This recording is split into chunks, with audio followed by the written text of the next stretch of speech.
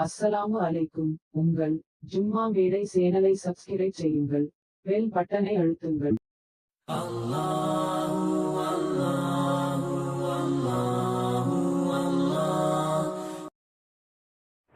அல்ஹம்துலில்லாஹ் نحمده ونستعينه ونستغفره ونؤمن به ونتوكل عليه ونعوذ بالله من شرور أنفسنا ومن سيئات أعمالنا من يهد الله فلا مضل له ومن يضلل فلا هادي له أشهد أن لا إله إلا الله وحده لا شريك له وأشهد أن سيدنا ونبينا ومولانا محمدا عبده ورسوله أرسله ربه بالحق بشيرا ونذيرا وداعيا إلى الله بإذنه وسراجا منيرا صلى الله تعالى عليه وعلى آله وصحبه وبارك وسلم تسليما كثيرا أما بعد فأعوذ بالله من الشيطان الرجيم بسم الله الرحمن الرحيم يا أيها الذين آمنوا اتقوا الله ولتنظر نفس ما قدمت لغد واتقوا الله إن الله خبير بما تعملون وقال النبي صلى الله عليه وسلم يغتنم خمسا قبل خمس شبابك قبل هرمك وصحتك قبل سقمك وغناك قبل فقرك وفراغك قبل شغلك وحياتك قبل موتك أو كما قال عليه الصلاة والسلام. கண்ணியத்திற்குரிய அல்லாஹ்வின் நல்லடியார்களே, 2020 ஆண்டு முடிவடையக்கூடிய ஒரு நிலையிலே நாம் இருக்கிறோம். வேறொரு பாஷையிலே சொல்வதானால் 2020 என்கிற காலண்டர் வருகிற வியாழக்கிழமையோடு மரணிக்கப் போகிறது. கடந்த ஜனவரி 1ஆம் தேதி அது பிறந்தது, வருகிற 39ஆம் தேதி அது மரணிக்கப் போகிறது. அதற்கு ஒரு ஆரம்பம் இருந்தது, இப்போது அதற்கு ஒரு எல்லையும் வந்துவிட்டது. உலகத்தில் எல்லோருக்கும் ஒரு துவக்கமும் இருக்கிறது, ஒரு முடிவும் இருக்கிறது.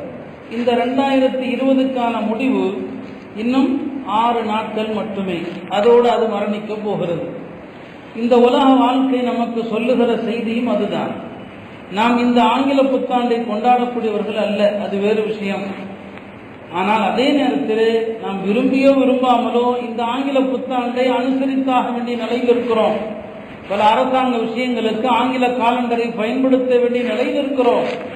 அந்த அடிப்படையிலே நாம் இந்த ஒரு ஆண்டு முடிகிற போது நாம் கவனிக்க வேண்டிய சில விஷயங்களை நினைவுபடுத்துவதற்காக நான் இதை சொன்னேன். காலங்கள் ஓடுகிறது, தினமும் சூரியன் உதிக்கிறது, மறைகிறது.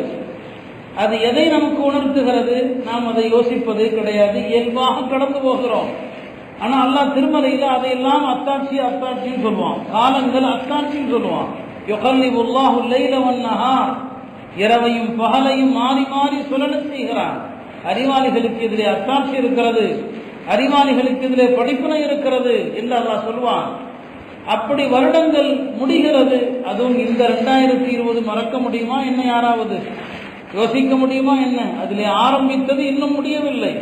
கவலையாக இருக்கிறது, மறுபடியும் தொடருமோ என்று அச்சுறுத்தி கொண்டிருக்கிற ஒரு காலத்தில் இருக்கிறோம். ஆனால் படிப்பினைக்குரிய பார்வை நம்மிடத்திலே வருவதில்லை. திருமறை எடுத்து பாருங்கள், படிப்பினை தான் எல்லாவற்றையும். அல்லாஹ் இந்த வானம் பூமியையும் அத்தாட்சி என்பான், இந்த கால சுழற்சியையும் அல்லாஹ் அத்தாட்சி என்கிறார். அப்படியானால் அந்த படிப்பினை பார்வை நம்மிடத்தில் ஏன் வருவதில்லை? எத்தனை மரணங்களை பார்க்கிறோம், எத்தனை முறை கபரஸ்தான்களுக்கு செல்கிறோம். நம்மை கடந்து செல்கிற ஜனாதாக்கள், நம்மை கடந்து செல்கின்ற இந்த மரணங்கள், அதையெல்லாம் லேசா நாம கடந்து போயிடுறோமே.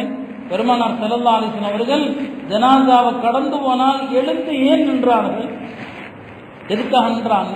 பெருமானார் ஸல்லல்லாஹு அலைஹி வஸல்லம் ஒவ்வொரு செயலுக்கும் ஒரு அர்த்தம் இருக்குமா இல்லையா? எதற்காண்டி நின்றாங்க? அந்த மரணம் சொன்னாங்க, இன்னலில் மௌத்தி ஃபஸஅன். அவங்க சொன்ன காரணம், ஏன் மௌத்துக்காக நிற்கிறீங்கன்னு கேட்டபோது சொன்னாங்க, மரணம் திடுக்குற செய்யக்கூடியதுன்னு சொன்னாங்க. இப்போ அல்லாஹ்வுடைய தூதர் ஸல்லல்லாஹு அலைஹி வஸல்லம் அவர்கள் மரணம் திடுக்குற செய்கிறது, அதிர்ச்சிக்குள்ளாக்குகிறது, அதற்காக நிற்கிறேன்னு சொன்னாங்க. இப்போ நாம எத்தனை மௌத்துகள், ஜனாசாக்கள் நம்மை கடந்து போகிறது, நிற்கிறோம், யாரும் அவமரியாதை செய்யறதில்லை. அல்ஹம்துலில்லாஹ் வண்டியில போனா கூட எல்லாரும் இறங்கிடுறோம். ஆனால் அந்த நிற்பதன் நோக்கம் என்ன? அந்த ஜனாசா நம்மை ஒரு நிமிஷம் அதிர்ச்சிக்குள்ளாக்கணும், ஒரு ஒரு ஒரு செகண்ட் அதிர்ச்சிக்குள்ளாக்கணும். ஆனால் அது நடக்குதானா? இல்லை. அருமையானவர்களே, இப்படி ஆண்டுகள் ஓடுகிறது, நம்முடைய வயது ஓடுகிறது, கியாமத்து நெருங்குகிறது என்று அல்லாஹ் எப்ப சொல்றான்? 1400 வருஷத்துக்கு முன்னால சொல்லிட்டான். கியாமத்து நெருங்கி விட்டது. இந்த ஆயத்து இறங்கி 1442 வருஷங்களுக்கு மேல ஆகி போச்சு. பெருமானாருடைய காலத்தில் ஆயத்து இறங்குது. கியாமத்து நெருங்கி விட்டது. வன்ஷக்கல் கமரு, சந்திரன் பிளந்து விட்டதுங்கிறான். கியாமத்துக்கு முன்னால சூரியன் சந்திரன் எல்லாரையும் இதம்சு கூவிரத், சூரியன் சுருட்டப்படும். இதன் நுஜூமன் கதரத், நட்சத்திரங்கள் உதிரும். அதுக்கெல்லாம் அத்தாட்சியை பெருமானார் ஸல்லல்லாஹு அலைஹி வஸல்லம் காலத்தில் அல்லாஹ் காட்டுகிறான். சந்திரன் 2 துண்டாக பிளந்தது. அதைத்தான் சொன்னா, இது இக்தரபத் ஸாஅ வன்ஷக்கல் கமர், கியாமத்து நெருங்குது. ஒவ்வொரு நாளும் கபரை நெருங்கி கொண்டிருக்கிறோம். ஆனால் ஏன் நம்மிடத்தில் அந்த படிப்பினை வருவது கிடையாது? 2020ஆம் ஆண்டு தந்த அந்த படிப்பினைகள் தான் நாம் இப்போது யோசிக்க வேண்டிய விஷயம். ஒரு 2 ஹதீஸுகள் நாம் அதிகமாக யோசிக்க வேண்டியது. நான் ஆரம்பத்தில் ஒரு ஹதீஸ் சொன்னேன். பெருமானார் ஸல்லல்லாஹு அலைஹி வஸல்லம் அவர்கள் சொல்வார்கள், யக்தனிம் ஹம்ஸன் கப்ல ஹம்ஸின், 5 விஷயங்களுக்கு முன்னால் 5 விஷயங்களை பயன்படுத்திக் கொள்ளுங்கள். 5 நிலைகள். இப்ப நம்ம ஒண்ணுமே செய்ய முடியாது. அப்ப நாம கையேற நிலையில ஆயிடுவோம். அந்த 5 நிலைக்கு முன்னால 5 நிலைகளை பயன்படுத்திக் கொள்ளுங்கள் என்று சொன்னாங்க. அதுல முதன்மையாக எதை சொல்றாங்க பாருங்க பெருமானார் ஸல்லல்லாஹு அலைஹி வஸல்லம் அவர்கள், ஷபாபக கப்ல ஹரமிக், முதுமைக்கு முன்னால் வாலிபத்தை பயன்படுத்துங்கள். வாலிப பருவத்திற்கு எவ்வளவு பெரிய முக்கியத்துவம் என்பதை பாருங்கள். வாலிபர்கள் சொன்னாங்க, ஷபாபக, வாலிப பருவம், குவ்வா என்று அல்லாஹ் சொல்வான், வலிமையான பருவம், வலிமையான அது காலம். அது அந்த வாலிபத்தை பயன்படுத்துங்கள் முதுமைக்கு முன்னால். பெருமானார் ஸல்லல்லாஹு அலைஹி வஸல்லம் அவர்கள் இப்படி ஏன் சொன்னார்கள்? இன்றைய நம் காலத்து வாலிபர்களை நீங்கள் பார்க்கலாம். இன்றைய வாலிபர்கள் எந்நேரமும் எதிலே செலவிட்டுக் கொண்டிருக்கிறார்கள். அதுவும் இந்த லாக்டவுன் காலத்தை ஒட்டி, பள்ளிகள் கல்லூரிகள் திறக்கப்படாததை ஒட்டி, ஆன்லைன் வகுப்புகள் என்கிற பெயரில் எல்லா பிள்ளைகளுக்கும் காசு இருந்தவங்க இல்லாதவங்க போனை வாங்கி கொடுத்துட்டாங்க. அவன் பள்ளி பாடத்தை பார்க்கிறானோ இல்லையோ, மற்ற எல்லாத்தையும் பார்த்துட்டு தான் இருக்கிறான்.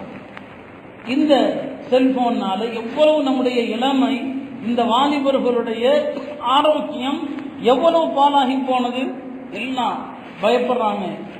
என்னென்ன நோய்களை இவங்க சந்திப்பாங்களோ தெரியாது, என்னென்ன உடல் உபாதைகள் இவங்களுக்கு வருமோன்னு தெரியாது.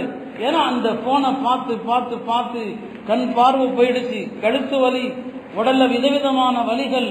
அல்லாஹ்வுடைய தூதர் ஸல்லல்லாஹு அலைஹி வஸல்லம் அவர்கள் இப்படியெல்லாம் உலகத்தில் என்னென்ன நடக்கும் எல்லாத்தையும் நமக்கு சொல்லிட்டாங்க. நடக்க போற அத்தனையும் சொன்னாங்க. ஒரு நாள் காலையிலிருந்து மாலை மக்ரிப் வரை சொன்னாங்க. உலக அழிவுக்கு முன்னால உலகத்தில் என்னென்ன நடக்கும் எல்லாம் சொல்லப்பட்டதுதான். அதற்கு ஹுதைஃபா சொல்வார்கள், ரசூல் ஸல்லல்லாஹு அலைஹி வஸல்லம் அவர்கள் எங்களுக்கு அலம பிமா கான வமா யகூன், நடந்தவை நடக்க போகிறவை எல்லாத்தையும் சொல்லிட்டு போயிட்டாங்க. கியாமத்துக்கு முன்னால இப்படிப்பட்ட காலங்கள் வரும். என்ன கொரோனான்னு ஒரு பேர் தான் கிடையாது ஹதீஸ்ல, ஒரு பெயர் தான் இல்லையே தவிர இப்படியெல்லாம் காலங்கள் வரும் என்பது ஹதீஸிலே முன்னறிவிப்பு செய்யப்பட்டதுதான். சொல்றாங்க, ஷபாப, உங்களுடைய வாலிபத்தை பயன்படுத்துங்கள். கபில ஹரமிக்க, முதுமைக்கு முன்னால். முதுமையில ஒன்றும் செய்ய முடியாது. அடுத்த 2வது சொல்றான், நம்ம பலருக்கும் வாலிபம் இப்ப இல்லாம இருக்கலாம், நரைச்சிருக்கலாம், எல்லாருக்குமே நரைச்சிருச்சு. நரைக்கிறத பத்தி கூட யோசிக்கணும். முடி நரைக்கிறது 2 காரணத்தினால. உலக கவலையினால நரைக்கிறவர்களும் உண்டு. நம்ம எல்லாத்துக்கும் உலக கவலையினால தான் நரைக்குது. பிள்ளைக்கு கல்யாணம் ஆகணும், நகை நட்டு வாங்கணும், இந்த கவலை. பசங்களுக்கு ஏதாவது வியாபாரம் ஏற்பாடு செய்யணும், பிள்ளைங்களுடைய எதிர்காலம், இந்த கவலையில நரைப்பது தான் அதிகம். ஆனா பெருமானாருக்கும் தாடி நரைத்தது. எதனால நரைச்சது தெரியுமா அவங்களுக்கு? அவங்க சொன்னாங்க, ஷய்யபத்னி ஹூதுன் வ அகவாத்துஹா, குர்ஆன்ல உள்ள ஹூதுங்கிற அத்தியாயம், இந்த சூறாவும் இதுபோல் உள்ள சூறாவும் என் தாடியை, என் முடியை நரைக்க வச்சிருச்சுன்னு சொன்னாங்க.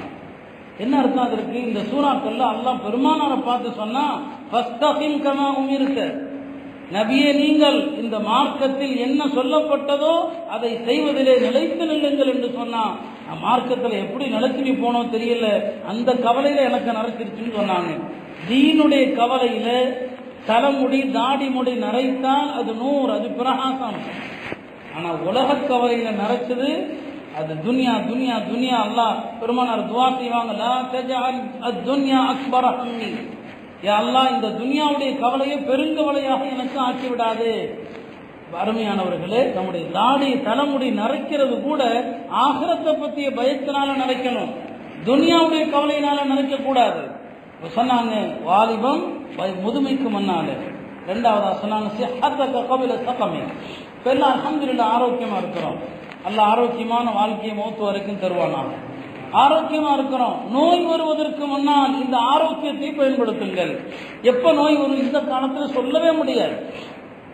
அறிகுறி இல்லாம நேற்று வரை நல்லா இருந்தவன் திடீர்னு நோயாளி, திடீர்னு படுத்தலாம். வாலிபர்கள் வயோதிகர்கள் அல்ல, திடீரென படுத்து விடுகிறான். திடீரென்று நோய், என்ன நோயினே தெரியல. அப்படிப்பட்ட காலத்தில் வாழ்கிறோம். எனவே நோய் எப்போ வரும் தெரியாது. அந்த நோய் வரக்கூடிய காலத்திற்கு முன்னால் ஆரோக்கியத்தை பயன்படுத்துங்கள் என்று சொன்னான். மூணாவது சொன்னாங்க வறுமைக்கு முன்னால் இருக்கிற செல்வத்தை தர்மங்கள் செய்யுங்கள். வறுமை வர்றதுக்கு முன்னால் அதை கொடுங்க. வேலைகள் வருவதற்கு முன்னால ஓய்வு காலத்தை பயன்படுத்துங்கள். மரணத்துக்கு முன்னால் உங்களுடைய வாழ்வை பயன்படுத்துங்க. அருமையானவர்களே, வாழ்க்கை இப்படியே போகுது. எத்தனை பேர் நம்ம 40 கடந்துட்டோம். 40 வயசை தாண்டிய பிறகு மனம் பக்குவப்படலைன்னு சொன்னா உலமாக்கள் சொல்லுவாங்க மௌத்து வரைக்கும் மனம் பக்குவப்படாது. எல்லாம் பாருங்க, 40க்கு மேல மனம் தயாராகிடணும். எல்லா நல்ல விஷயங்களையும் ஏற்பதற்கு தயாராகிடணும். 40 வயசு தான் இல்லை. 40 வயசுக்கு மேலையும் ஒருத்தனுக்கு ஆசை பெண்கள் மீது, உலக பொருள்கள் மீது. அல்லாஹ் சொல்றான், மக்களுக்கு அழகா காட்டப்பட்டிருக்குது. இந்த உலக ஆசைகள் மினன் நிசா வல் பனி, பெண் ஆசை, குழந்தைகளுடைய ஆசை. 40 வயசுக்கு மேல ஆசுரத்துடைய ஆசை வரணும். வரல அதுக்கப்புறம் வராது. 60 வயசு ஆயிடுச்சுன்னு வைங்க, பெருமானார் சொன்னாங்க 60 வயசுக்கு பிறகு ஒருத்தன் பாவம் செஞ்சா அல்லாஹ் சொல்லிடுறான், இனிமே உனக்கு பாவ மன்னிப்பு கிடையாது. 60 வயசு தான் கடைசி எல்லாம் அல்லாஹ் தருகிறான். 60 வயசு வரைக்கும் விட்டு வைக்கிறான். சரி, என் அடியான் எப்பயாவது திருந்தட்டும். அல்லாஹ் நல்சினா சொன்னாங்க, யாருக்கு அல்லாஹ் 60 வயசு கொடுத்துட்டானோ அதுக்கப்புறம் அவன் அல்லாஹ்ட்ட சாக்கு போக்கு சொன்னா ஏத்துக்கவே மாட்டான். அல்லாஹ் 60 வயசு தான் கடைசி இல்லை. எத்தனை பேர் 60 தாண்டி இருக்கணும் யோசிச்சு பாருங்க. இப்போ வாழ்க்கை எத்தனை வருஷங்கள் ஓடுகிறது. நம்ம படிப்பினைக்குரிய பார்வை நம்மகிட்ட இருக்குதா இல்லை, எப்போ என்ன நடக்குன்னே தெரியாது. இப்போ நடக்கிற காலத்தை பார்த்தா ரொம்ப அச்சமா இருக்குது. இது கொரோனா யுகம் இப்போ முடியாது போல் தெரியுது. 2021 தொடங்குவதற்கான அறிகுறிகளை பார்க்கிறோம். நீங்க செய்திகளை படிக்க தான் செய்றீங்க இல்லையா? இப்போ பிரிட்டன்ல அங்க இங்கன்னு வருது, வேகமா வருது. என்ன செய்ய போறாங்களோ தெரியல. நம்ம கவலை எல்லாம் ஒவ்வொருத்தருக்கும் ஒரு கவலை இருக்கலாம். ரப்பே, வரக்கூடிய ரமதானாவது எங்களுக்கு ஆரோக்கியமாக கிடைக்கட்டும். இன்னும் 3 வருஷம் தான், 3 மாசம் தான் இன்னும். அந்த கவலை நமக்கு ஏன்னா இது அப்படியே தொடரும் போல் தருகிறது. எனக்கு ஒரு ஹதீஸ் தான் ரொம்ப பயமுறுத்துகிறது. பெருமானார் ஸல்லல்லாஹு அலைஹி வஸல்லம் அவர்கள் தஜ்ஜால் வருவதற்கு முன்னால உலகத்தில் ஒரு 3 வருஷம் பெரிய சோதனை ஏற்படும் சொன்னாங்க. 1 வருஷம் முடிஞ்சிருச்சு, 2020. இவங்க கொண்டு போறது பார்த்தா 21 கொண்டு போயிருவாங்களோ, 22 கொண்டு போயிடும். ஏன்னா ஏற்கனவே அப்படிதான் சொல்லிட்டு இருக்காங்க, கொரோனா 2022 வரைக்கும் இருக்கும். கரெக்டா பார்த்தா 3 வருஷம்.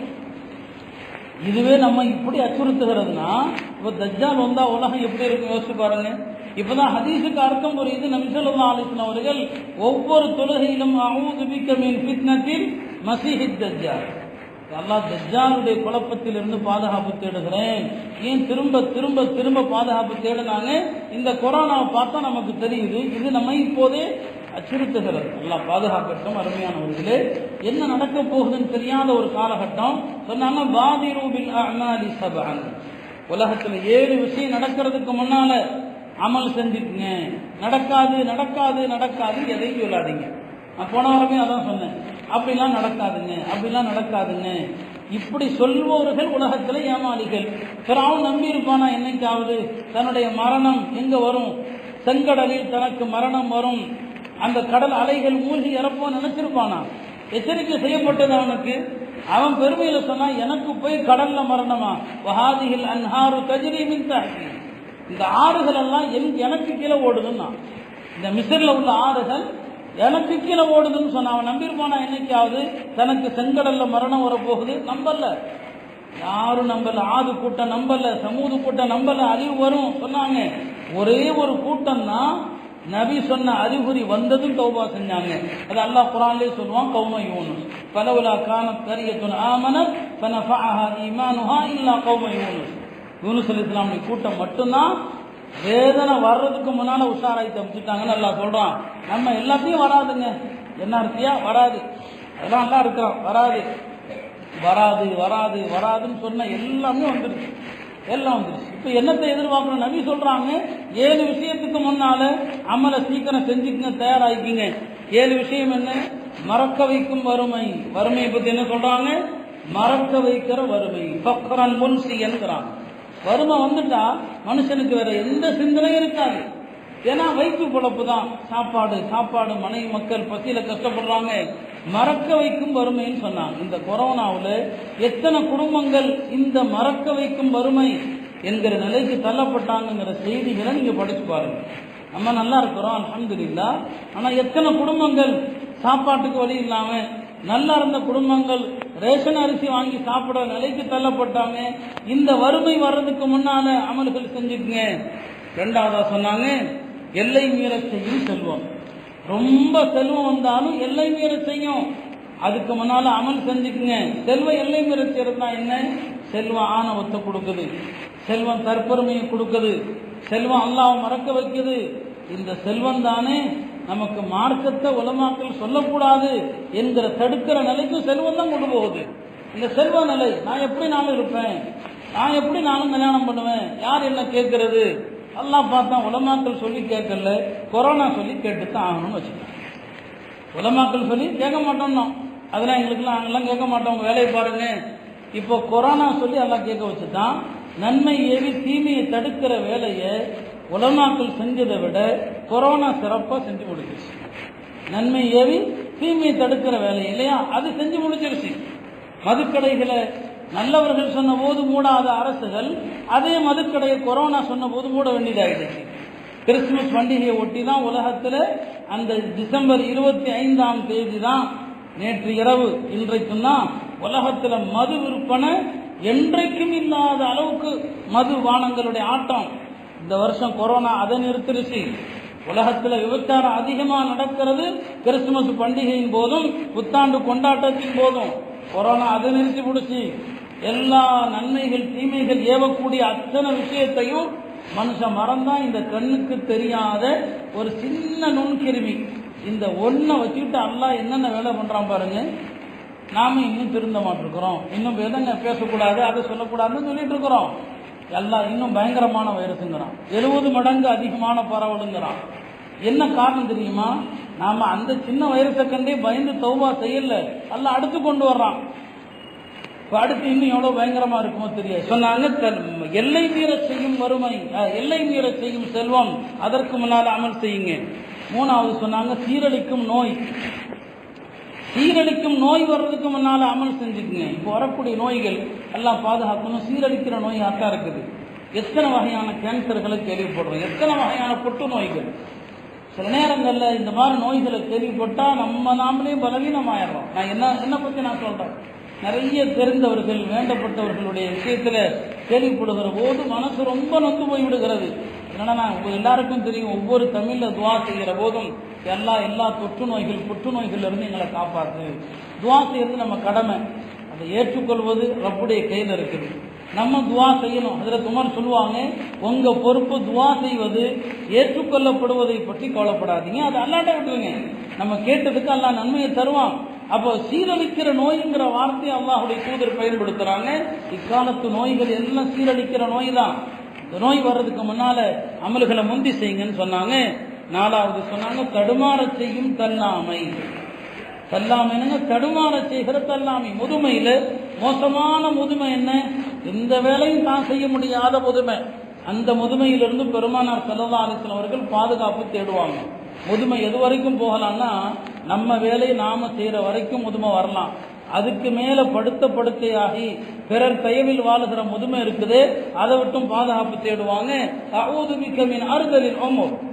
இந்த தள்ளாமை முதுமை இருக்கு இல்லையா, அதிலிருந்து பெருமானார் ஸல்லல்லாஹு அலைஹி வஸல்லம் அவர்கள் பாதுகாப்பு தேடுறாங்க. அதுக்கு முன்னால நீங்க தயாராகிட்டீங்க. அடுத்து சொன்னார்கள், திடீரென தாக்கும் மரணம். திடீரென்று தாக்கக்கூடிய மரணங்கிறது இப்போ ரொம்ப அதிகம். நம்ம இந்த ஒரு வருஷத்துல இப்ப ஊர்ல எத்தனை மரணங்களை பார்த்தோம், யோசிச்சு பார்த்துருப்போமா? பேர் சொல்றது நல்லதில்லை, இவங்கெல்லாம் மூத்தா போவாங்க, இவங்கெல்லாம் மரணிப்பாங்க. வாலிபர்களிலிருந்து நடுத்தர வயது முதுமை வரைக்கும் எத்தனை பேர் இந்த ஓராண்டு காலம், இந்த ஜனவரியிலிருந்து டிசம்பர் வரைக்கும் கொஞ்சம் அசை ஓட்டு பாருங்க, எல்லாம் திடீர் மரணங்கள், திடீரென தாக்கும் மரணம். இப்போ வார்த்தையை பெருமானார் ஸல்லல்லாஹு அலைஹி வஸல்லம் அவர்கள் எவ்வளவு நுணுக்கமான அழகான வார்த்தையை சொல்றாங்க. இந்த மரணங்கள் வருவதற்கு முன்னால் உங்களை நீங்க தயார்படுத்திக் கொள்ளுங்கள் என்று பெருமானார் ஸல்லல்லாஹு அலைஹி வஸல்லம் சொன்னாங்க.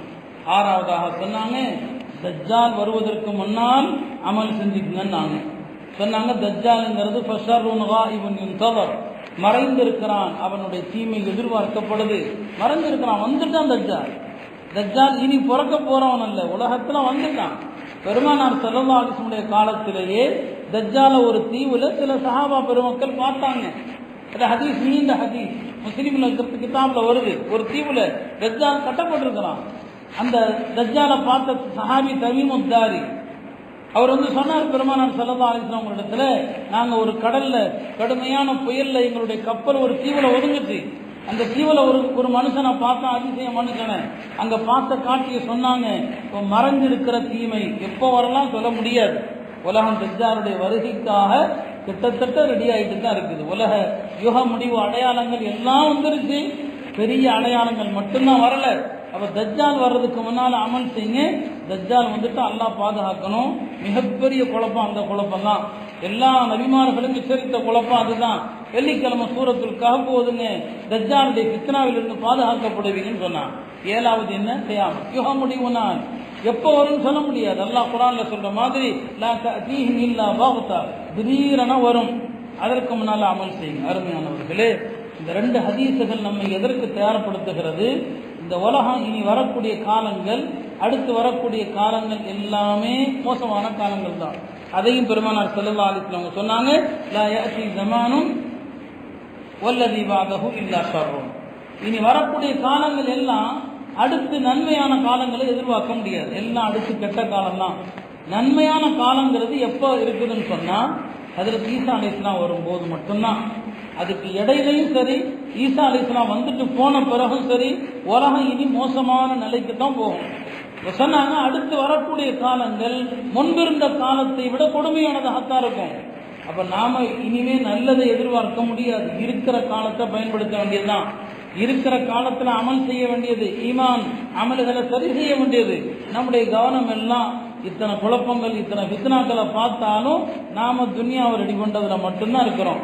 துனியாவை சரி பண்றதுல தான் இருக்கிறோம். எப்ப மௌத்துங்கிறது யாருக்கும் தெரியல. ஒரு சஹாபி தன்னுடைய பழுதடைந்த வீட்டை சரி பண்றாரு. அவர் ஒன்றும் புதுசான வீடு கட்டல, பழுதடைந்த வீட்டை சரி பண்றாரு. அவரை கடந்து போகும்போது நபியே சொன்னாங்க, இந்த வீட்டை சரி பண்ற, ஆனா மௌத்து அதை விட சீக்கிரம் வரும் பார்த்துக்கன்னு சொன்னாங்க. நாம கட்டுற இந்த கட்டடங்கள், இந்த வீடுகளை எல்லாம் பார்த்தா அல்லாஹ்வுடைய தூதர் என்ன சொல்லியிருப்பாங்க யோசிச்சு பாருங்க.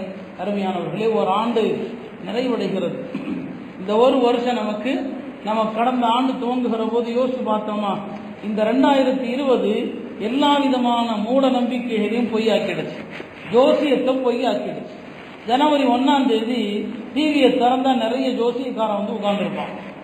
பாருங்க, இந்த வருஷம் பாருங்களேன், எவனாவது ஒருத்தன் சொன்னானா பெரிய லாக்டவுன் வரப்போகுது, பெரிய லாக்டவுன் வரப்போகுதுன்னு எவனாவது ஒருத்தன் சொன்னானா, ஜோசியம் பொய்ன்னு ஆயிப்போச்சு. ஜோசியம் பொய். எந்த ஜோசியக்காரனாவது சொல்ல முடிஞ்சு யாச்சு பாருங்க. அப்ப ஜோசியத்தை நாமளே நம்புறாங்க, முஸ்லிம்களே சில பேர் நம்புறாங்க, ஜோசியக்காரனிடத்துல போறாங்க.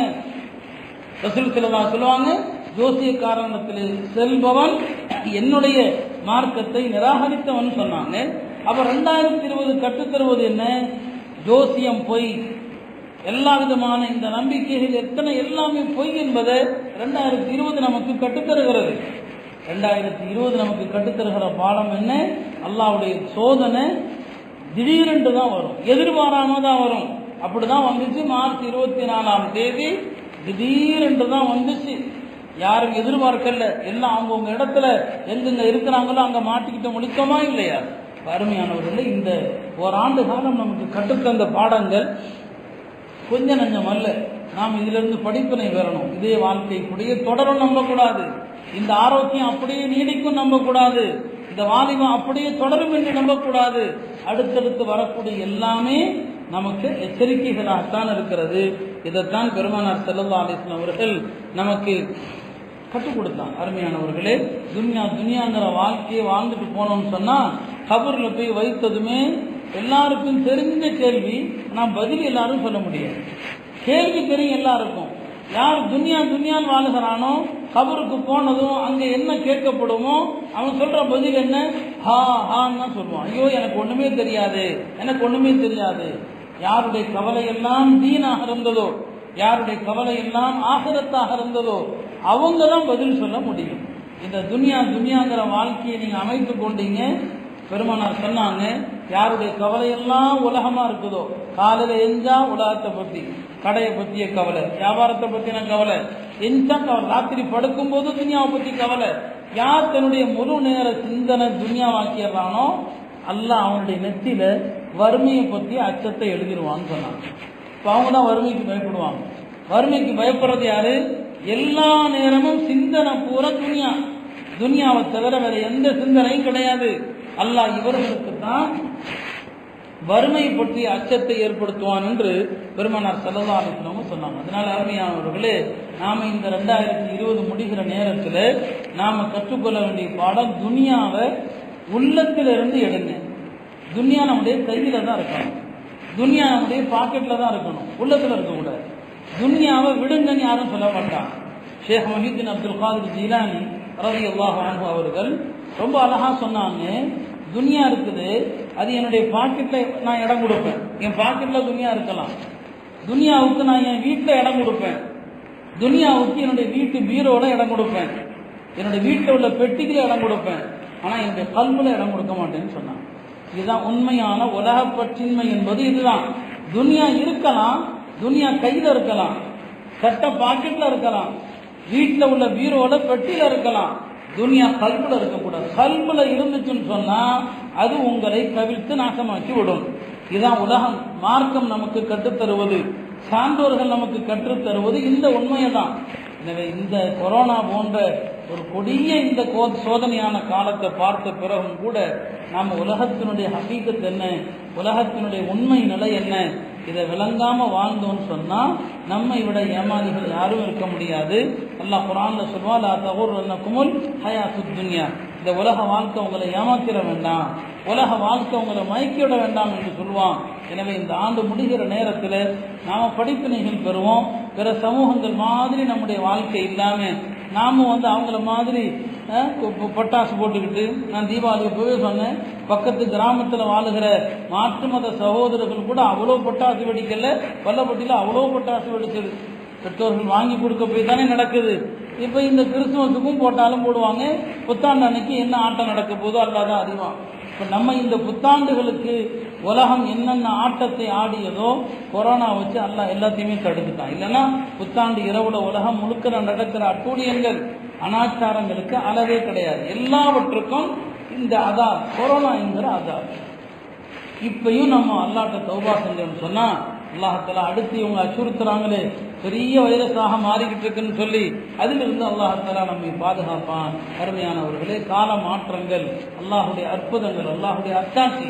எனவே இந்த கால மாற்றத்தை இறைவனுடைய படிப்பினையாக எடுத்துக்கொண்டு நம்முடைய ஆயுள்ல ஒரு பங்கு போகுதுன்னு சொன்னா நம்ம கபருக்கு நெருங்குறோம்னு அர்த்தம். எல்லாம் வல்ல அல்லாஹ் இந்த ஆண்டினுடைய இறுதியிலே தௌபா செய்து வரக்கூடிய ஆண்டை எல்லா மக்களுக்கும் நல்ல ஆண்டாக ஆக்கி வைப்பானாக. வாஹிரு தஅவானா அல்ஹம்துலில்லாஹ்.